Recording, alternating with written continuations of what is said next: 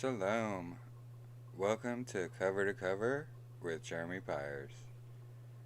So today, let's see, what is it? Part 6. Part 6 of Jubilees. Alright, so we'll jump right into it here. And we left off at 13 last week.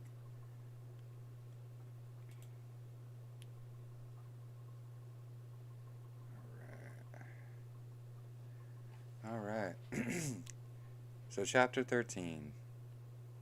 And Abram journeyed from Haran, and he took Sarai, his woman, and Lot his brother, Haran's son, to the land of Canaan. And he came into Ashur, and proceeded to Shechem, and dwelt near a lofty oak. And he saw, and behold, the land was very pleasant, from the entering of Hamath to the lofty oak. And Yahweh said to him, To you and to your seed will I give this land. And he built an altar there, and he offered thereon an ascending smoke sacrifice to Yahweh, who appeared to him.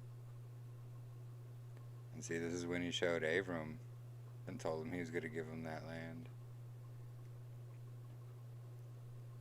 And he removed from thence unto the mountain Beit El on the west, and Ai on the east, and pitched his tent there.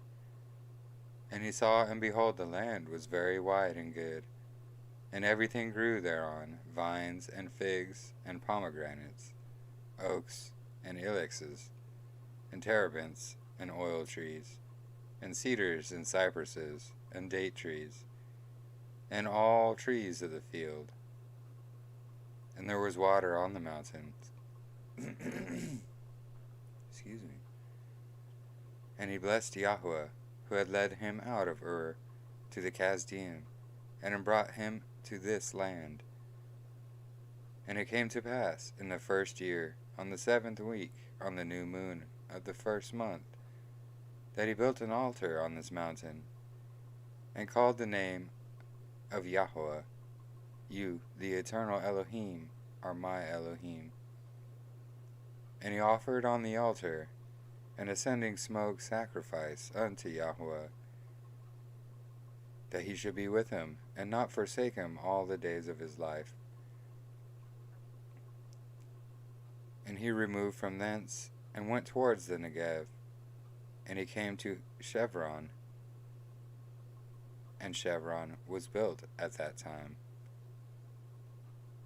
And he dwelt there 2 years, and he went thence into the land of Negev, to Baaloth, and there was a famine in the land. In the 3rd year of the week, and he dwelt in Mitzrayim. And Abram went into Mitzrayim in the 3rd year of the week, and he dwelt in Mitzrayim 5 years before his woman was torn away from him. Now Tanais in Mitzrayim was at the time built 7 years after Chevron. Excuse me. And it came to pass, when Pharaoh seized Sarai, the woman of Abram, that Yahweh plagued Pharaoh and his house with great plagues because of Sarai, Abram's woman. And Abram was very glorious by reason of possessions and sheep and cattle and asses and horses and camels and men servants and maidservants, and in silver and gold exceedingly. And Lot also his brother's son was wealthy. And Pharaoh gave back Sarai, the woman of Abram, and he sent him out of the land of Mitzrayim. And he journeyed to the place where he had pitched his tent at the beginning, to the place of the altar, with Ai on the east and Beit El on the west. And he blessed Yahweh Eloheu, who brought him back into peace.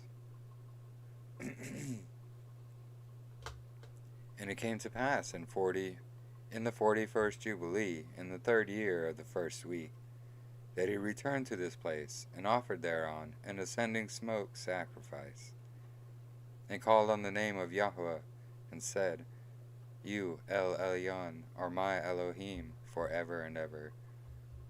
And in the 4th year of this week, Lot parted from him, and Lot dwelt in Sodom. And the men of Sodom were sinners exceedingly. And it grieved him in his heart that his brother's son had parted from him, for he had no children. In that year when Lot was taken captive, Yahweh said unto Abram, after that Lot had departed from him, in the 4th year of this week, lift up your eyes from the place where you are dwelling, northward and southward, and westward and eastward. For all the land which you see I will give to you and your seed forever, and I will make your seed as the sand in the sea. Though a man may number the dust of the earth, yet your seed shall not be numbered. Arise, walk through the land in the length of it, and the breadth of it, and see it all. For to your seed will I give it. And Abram went to Chevron, and dwelt there. And in this year came Chedorlaomer, king of Elam, and Amraphel, king of Shinar, and Arok, the king of Elakar, and Tidal, king of nations, and slew the king of Amorah, and the king of Sodom fled. And many fell through wounds in the valley of Sidon, by the salt sea. And they took captive Sodom, and Adam, and Tesphium, and they took captive Lot also, the son of Abram's brother, and all his possessions, and they went to Dan. And one who had escaped came and told Abram that his brother's son had been taken captive, and Abram armed his household servants. For Abram and for his seed 1/10 of the firstfruits to Yahweh, and Yahweh ordained it as an ordinance forever, that they should give it to the priests who serve before him, that they should possess it forever. Excuse me.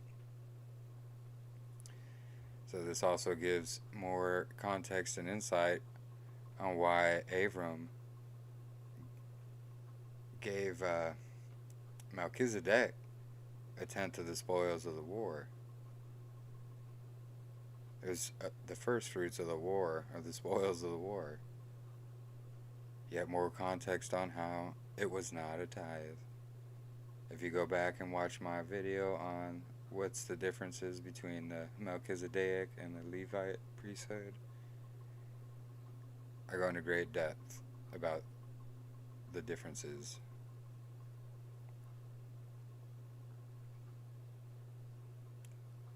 And how the tithes were specifically for priests. And this is showing that the 10th he gave was not a tithe, it was actually first fruits.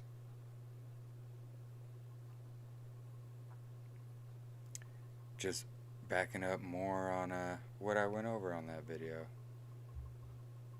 Too many are too quick to think that just because it says 10% or 1/10, oh, that's a tithe. No. Does it say it's a tithe? No. Unless it specifically says it's a tithe. Anyway.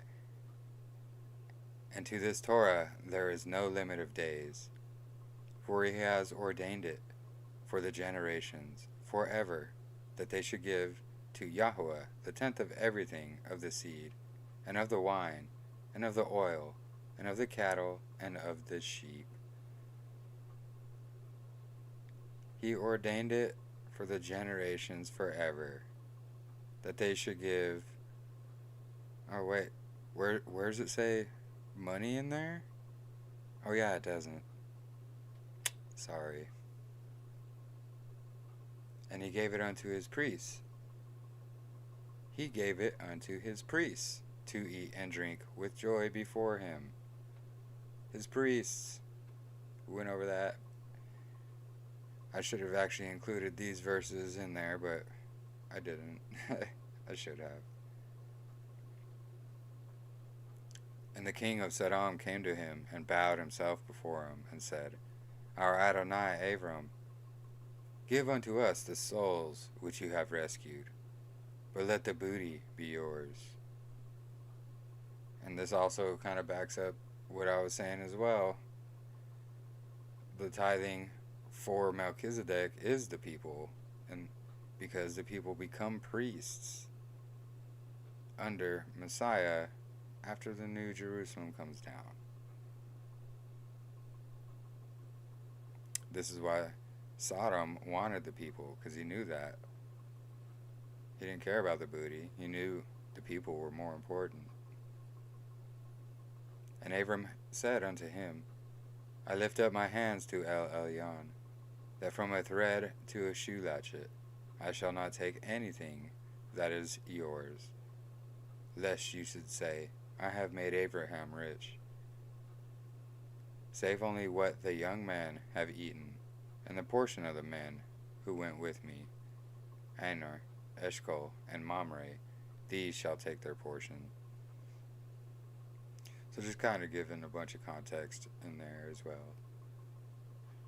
Check the chat here. Hey, shalom, Brother Joshua. Welcome.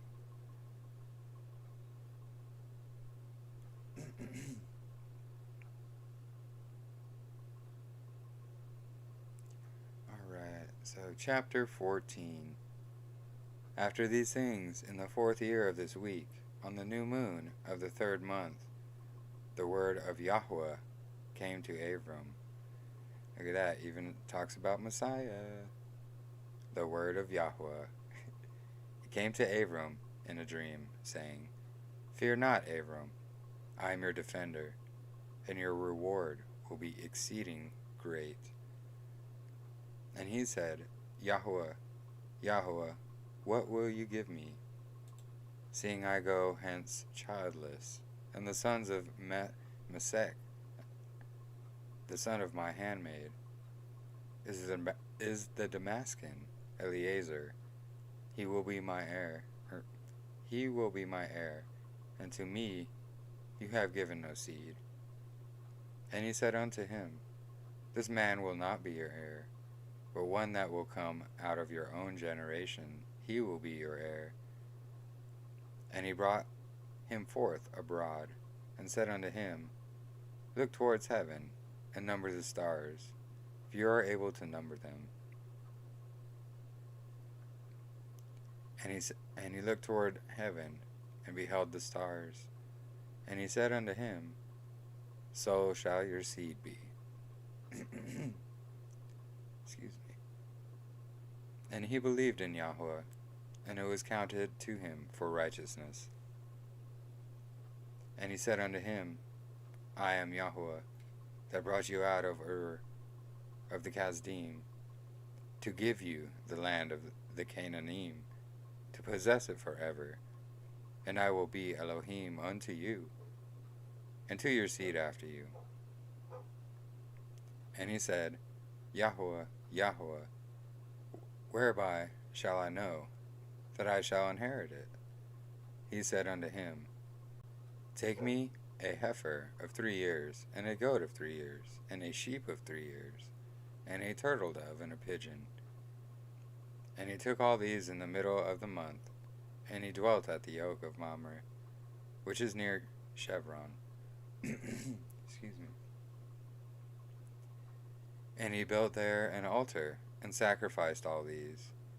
And he poured their blood upon the altar, and divided them in the midst, and laid them over against each other. But the birds divided he not. And birds came down upon the pieces, and Abram drove them away, and did not suffer the birds to touch them. And it came to pass, when the sun had set, that an ecstasy fell upon Abram, and lo, a horror of great darkness fell upon him. And it was said unto Abram,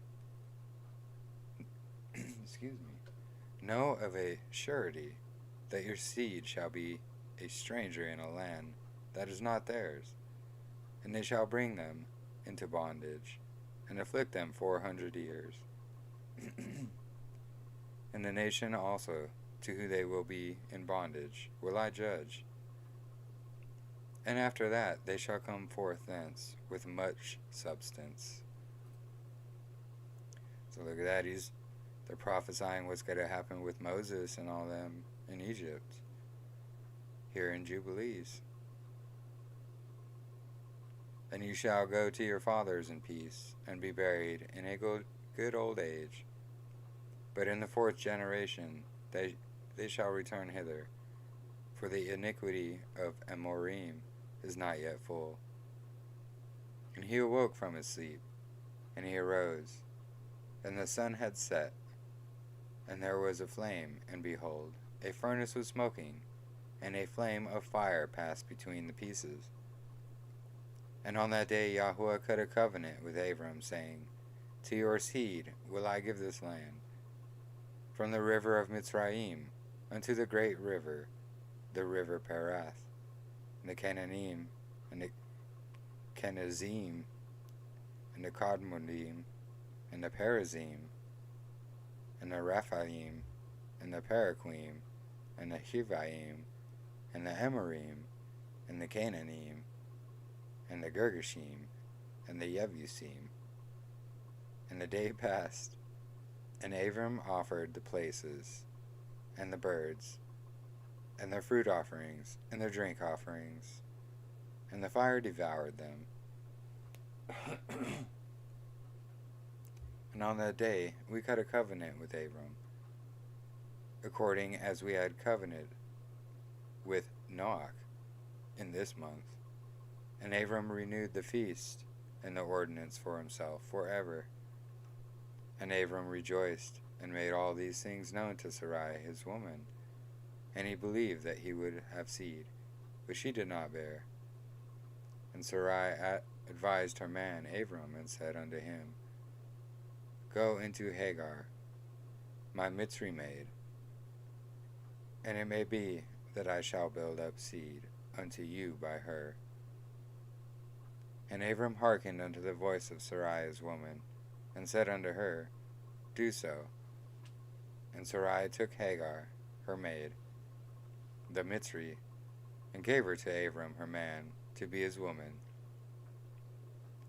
And he went in unto her, and she conceived, and bore him a son. And he called his name Ishmael, in the 5th year of this week. And this was the 86th year in the life of Abram.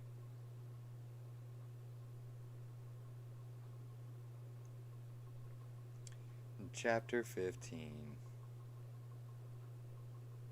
I believe we're, 16 is where we're going to stop.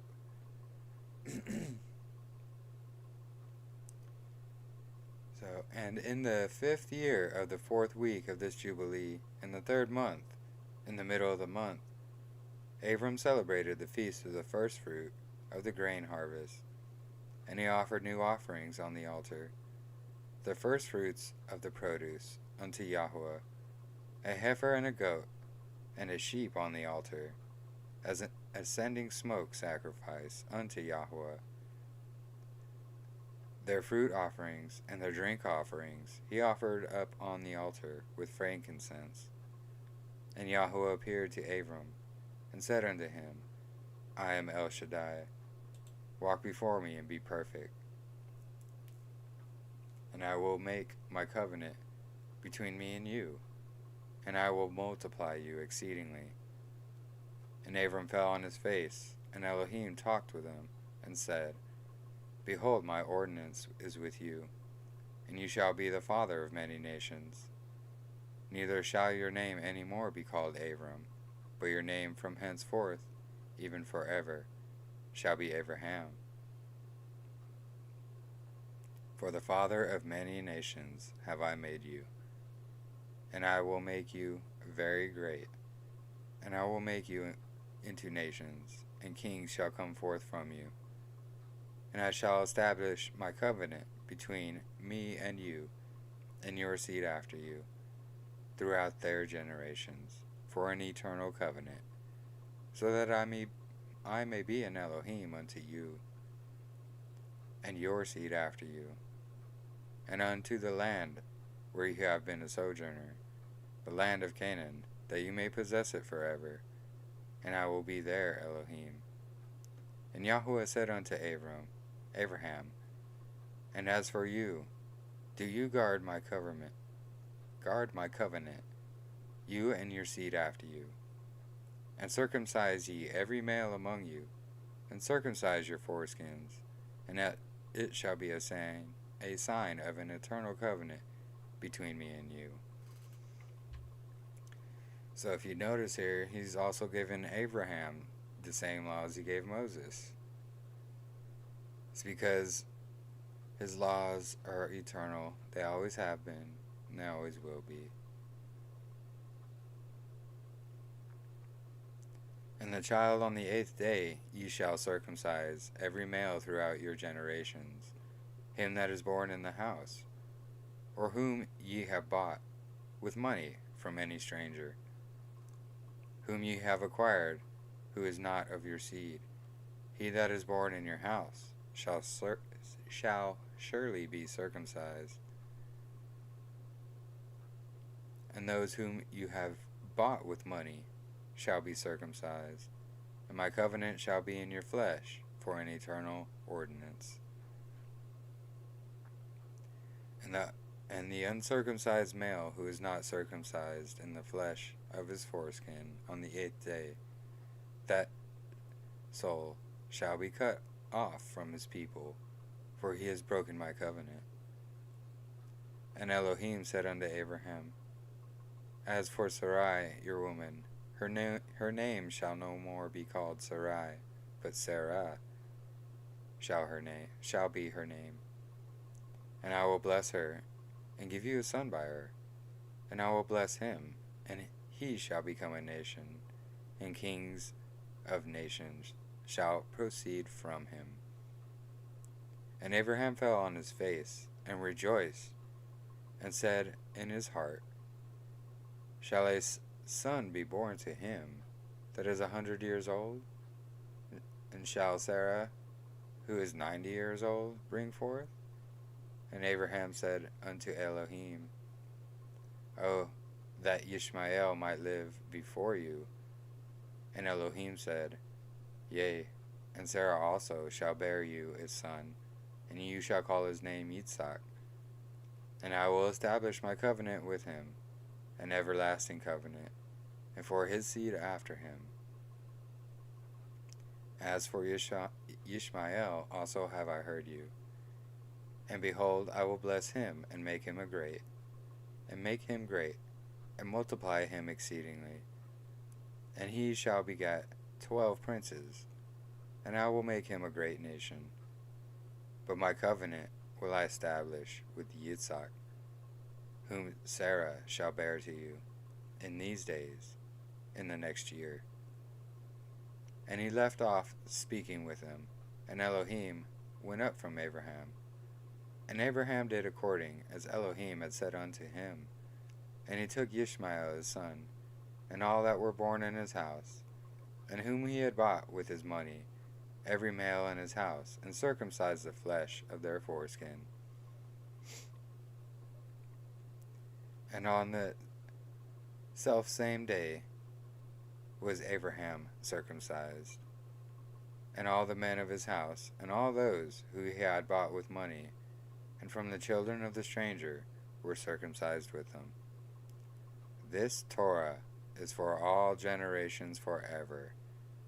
And there is no circumcision of the days, and no omission one day out of the 8 days. For it is an eternal ordinance, ordained and written on the heavenly tablets. And everyone that is born flesh, the flesh of whose foreskin is not circumcised on the 8th day belongs not to the children of the covenant which Yahweh made with Abraham, but to the children of destruction. Nor is there, moreover, any sign on him that he is Yahweh's, but he is destined to be destroyed and slain from the earth, and to be rooted out of the earth. For he has broken the covenant of Yahweh Eloheinu. For all the angels of the presence and all the angels of sanctification have been so created from the day of their creation. And before the angels of the presence and the angels of the sanctification, he has sanctified Yasharel, that they should be with him and with his holy angels. Excuse me. And do you command the children of Yasharel, and let them observe the sign of this covenant for their generations as an eternal ordinance, and they will not be rooted out of the land. For the command is ordained for a covenant, that they should observe it forever among all the children of Yasharel. For Ishmael and his sons and his brothers and Esau, Yahweh did not cause to approach him. And he chose them not because they are children of Abraham, because he knew them, but he chose Yasharel to be his people. And he sanctified it and gathered it from amongst all the children of men. And there are many nations and many peoples, and all are his. And over all he has placed Ruachath in authority to lead them astray from him. But over Yasharel he did not appoint any angel or Ruach, for he alone is their ruler, and he will guard them and require them at the hand of his angels and his Ruachath, and at the hand of all his powers, in order that he may guard them and bless them, and that they may be his, and he may be theirs, from henceforth forever. And now I announce unto you that the children of Yasharel will not guard true to this ordinance, and they will not circumcise their sons according to all this Torah. For in the flesh of their circumcision they will omit this circumcision of their sons, and all of them, sons of Belial, will leave their sons uncircumcised as they were born. And there will be great wrath from Yahweh against the children of Yasharel, because they have forsaken his covenant, and turned aside from his word, and provoked and blasphemed, inasmuch as they do not observe the ordinance of this Torah. For they have treated their members like the other nations, so that they may be removed and rooted out of the land. And there will be no more and there will no more be pardon or forgiveness unto them, so that there should be forgiveness and pardon for all the sin of this eternal error. Alright, so one more here. Chapter 16.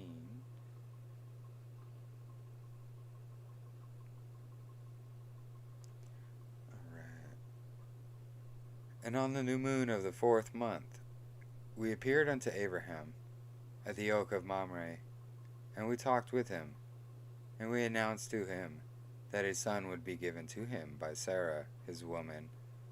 And Sarah laughed, for she heard that we had spoken these words with Abraham. And we admonished her, and she became afraid, and denied that she laughed on account of the words. And we told her the name of her son, and his name is ordained and written in the heavenly tablets, that is Yitzhak. And that when we returned to her at a set time, she would have conceived a son. And in this month Yahweh executed his judgment on Sodom and Amorah and Sesphim and all the region of the Yarden, and he burned them with fire and brimstone, and destroyed them until this day, even as lo, I have declared unto you all their works, that they are wicked and sinners exceedingly, and that they defile themselves, and commit fornication in their flesh, and work uncleanness on the earth.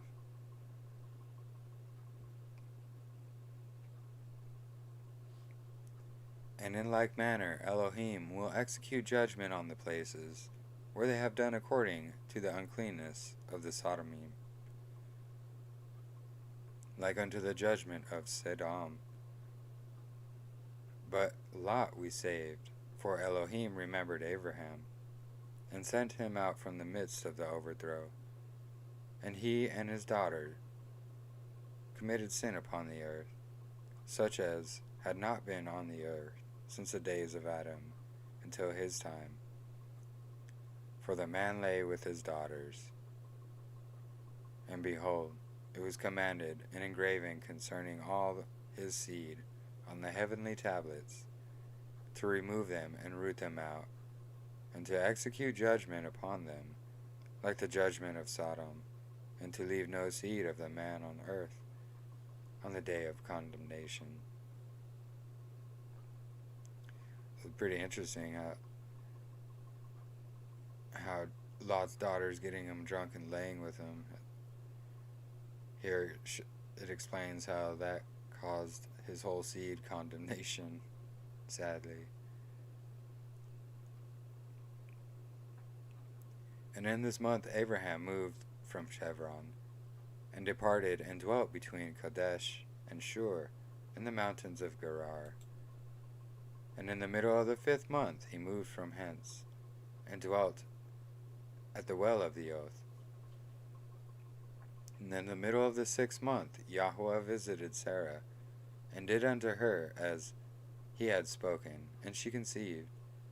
And she bore a son in the 3rd month.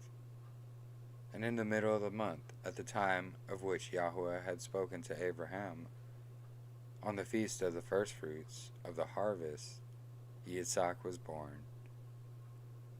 And Abraham circumcised his son on the 8th day, and he was the first that was circumcised, according to the covenant which is ordained forever. And in the 6th year of the 4th week we came to Abraham, to the well of the oath, and we appeared unto him, as we had told Sarah, that we should return to her, and she would have conceived a son. And we returned in the 7th month, and found Sarah with child before us, and we blessed him. And we announced to him all the things which had been decreed concerning him, that he should not die until he should beget 6 sons more, and should see them before he died. But that in Yitzhak should his name and seed be called, and that all the seed of his sons should be the other nations, and be reckoned with the other nations. But from the sons of Yitzhak one should become a holy seed, and should not be reckoned among the other nations, for he should become the portion of El Elyon. And all his seed had fallen into the possession of Elohim, that it should be unto Yahweh a people for his possession above all nations, and that it should become a kingdom and a priest and a holy nation. And we went our way, and we announced to Sarah all that we had told them, and they both rejoiced exceedingly great joy. And he built there an altar to Yahweh, who had delivered him, and who was making him rejoice in the land of his sojourning. And he celebrated a feast of joy in this month, 7 days, near the altar which he had built at the well of the oath. Well, well, well, look at that.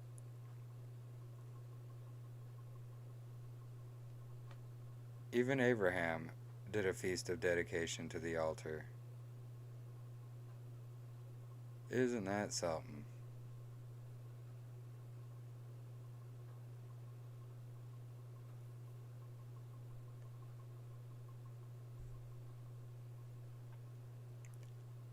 We're gonna have to remember that one.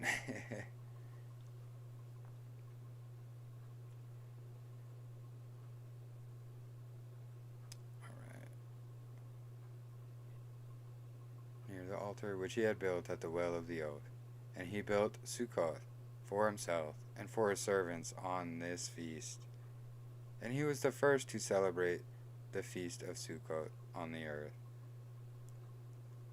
Interesting how the feast of Succoth started with the dedication of the altar.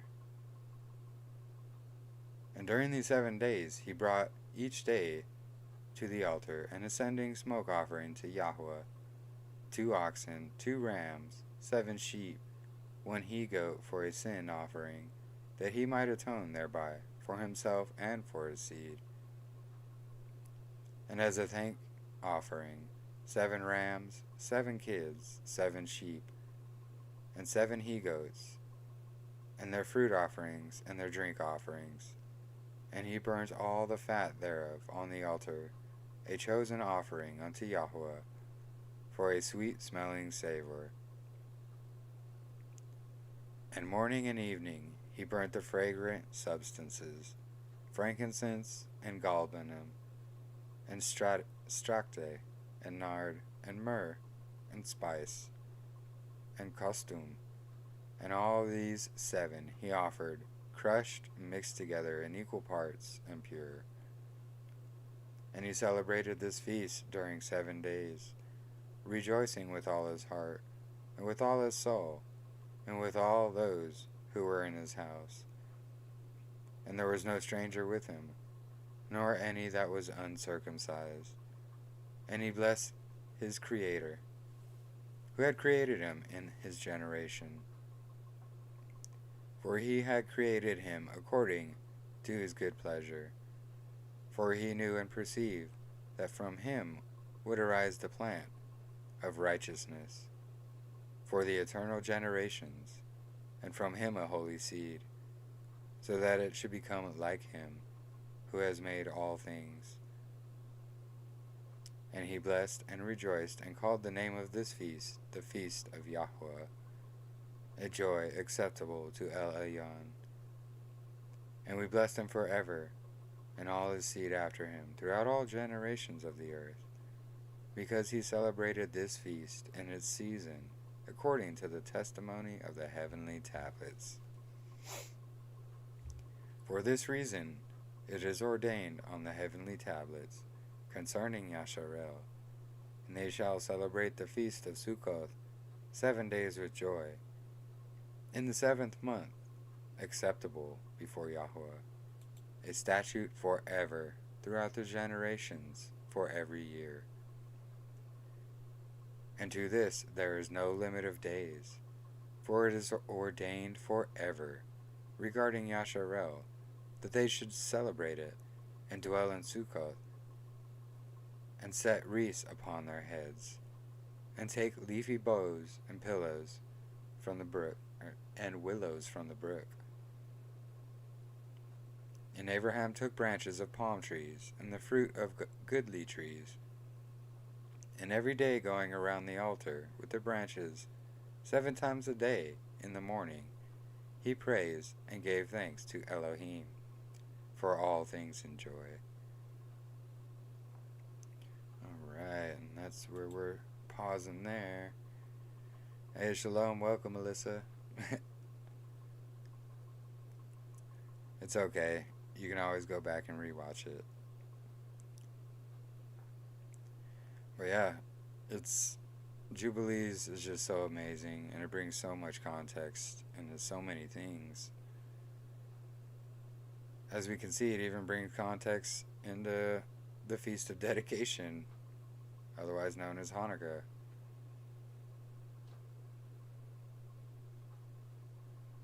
This is just why I test everything against. I just test everything, and I read His Word to build my doctrines. And so far, everything we've read from Jubilees has lined up exactly with scriptures. Everything. And people want to throw this book out. I don't get it. And then they'll block you and hate you and all this because you read extra biblical books. It's garbage and nonsense. Follow no man. Test everything. Don't follow even me. Just test everything for yourself. Everything with prayer and fasting. All thanks goes to Yahweh.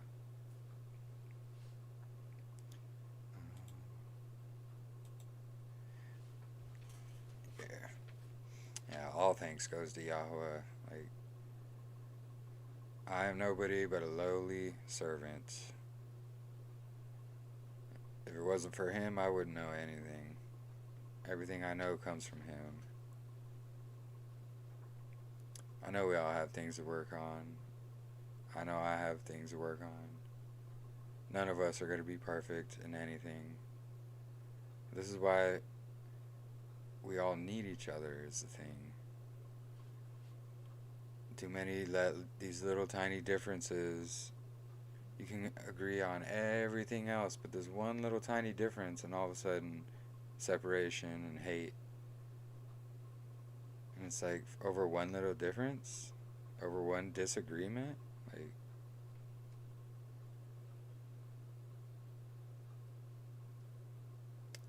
yeah, it's getting closer to the end, so there's going to be a major separation.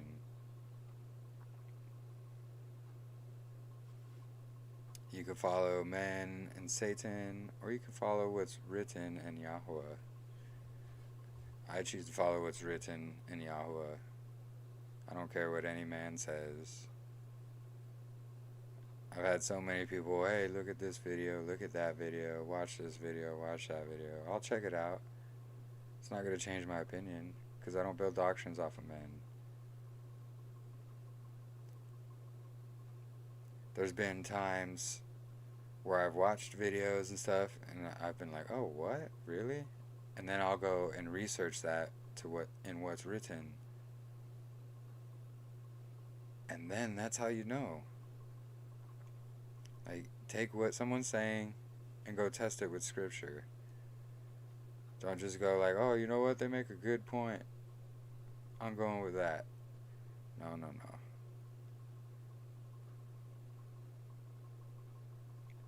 Just too much hate and BS and garbage going around. I had to clean out my friends list earlier today. Don't worry, most of you who watch my channel probably are not ones that got cleared out. It's all the ones that have never watched my channels, always negatively comment. Some I've only known a few days, and I've already had multiple negative interactions with them. So these types have been removed from my friends list. Any stumbling blocks, sowers of discord, haters, all that. Now, people who are genuinely interested and have questions, are interested in learning all that, I don't mind answering them at all. I mean, I'm a busy man. I've been getting really a lot of questions lately, and I do try to answer them all. I'm just a single father, and I get really busy. But I do try to answer everybody's questions. And if I don't know the answer, I will say I don't know the answer to that. I'm not going to make up something like a lot of people do. But I'll tell you, I don't know if I don't know. If I haven't read something, I'll tell you I haven't read it. There's too many people going around, oh yeah, I've read all these books and they're garbage. Oh, what do you think about this line? Wait, that's in there? Wait, I didn't know it said that. It's like, oh, I thought you read these. liars and deceivers. Liars and deceivers. People just, they'll read 4 or 5 verses out of a book. Oh yeah, I've read that. It's garbage. With 4 or 5 verses? Is that what you do on your research as well? All, we have unlimited information in the palm of our hands with this technology called a cell phone. You can use any search engine you like and research. What I like to do is I'll do the minimum of 3 witness rules. So if there's 3 articles, papers, whatever, whatnot that say the same things that are from different sources, that's a pretty good witness. Like, try to avoid, I know it's really hard because they control everything, but the Masonic garbage, false dichotomies they try to throw out. A lot of things they make really difficult to study out, and you really have to pray and fast. That's what I do. That's how I try to find these things. There's just a lot. And even in just these few weeks, I've found a lot of things. Like, actually just today, actually no, yesterday, or the day before, sometime in the last few days. So I was researching more and more on like the rededication of the temple during when the Maccabees did it and all that. And if you'd studied like mud floods at all, then you'll probably know more what I'm talking about. But there were several of these pictures and depictions of Solomon's temple from like, these depictions were from like the 1700s, so they say.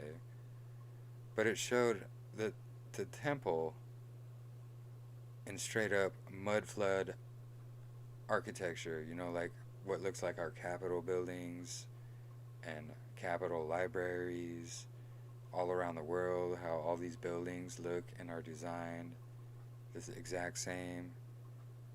There were several depictions of Solomon's temple being depicted in that way as well. So I started to look more into that, and I found a lot of interesting things. Excuse me. A lot of interesting things. So I might put together a little video on what I found. But if you haven't, then I would highly recommend looking into the mud floods. That's actually, I learned about mud floods and everything before I learned about biblical cosmology and before I was awakened. That path of studying out mud floods actually led me to the biblical cosmology, which led me to truly opening my eyes to His Word, which I'm still going to do my testimony. I've just been really busy. I haven't had a chance to get it all together yet. My apologies, I don't mean to ramble on at the end of the video. Just giving a couple updates and such. But yeah, the whole thing on Solomon's temple with the mud flood style, and like, it just kind of blew my mind. I was like, what? I've never seen it in this depiction. And it was on one of the articles for the Maccabees. It was just a random picture on the articles. You know how they throw them in there. And I was like, wait, what? I had to look 2-3 times at it. And then I started searching it out and found even more. And I was like, what if that... I think there's a whole lot more to this mud flood theory. And I know for a fact our past is just hidden, so scrambled and demolished and hidden, and we're just fed some kind of Masonic lie about everything, and it's crazy. Anyway, enough rambling on. Thank you for joining me tonight. Welcome all who came. Welcome all who showed up late. It's okay. Please like and share if you haven't already. Subscribe if you haven't already. Don't forget, they make it so you have to actually hit that bell next to the subscription to get notifications. So if you want to do that, go ahead and you'll be notified when I go live. That way you don't miss it. Anyway, shalom everybody. I hope you guys enjoyed the reading. I hope you enjoy the future ones. Don't forget, next Shabbat, we're going to be doing part 2 of the Maccabees. And then Sunday, we'll be doing part 7 of Jubilees. I've just got so many books I want to do. And I've already got Enoch lined up after Jubilees. And then I got Paul's writings lined up after Enoch. So to have all the Maccabees lined up after that, it just would have been way too far down the line. So that's why I just decided to take the next few Shabbats and just read all the Maccabees. Anyway, have a blessed evening. Thank you for joining me. I hope you have an amazing week. And tune in next week. We'll see you then. Thank you guys. Shalom.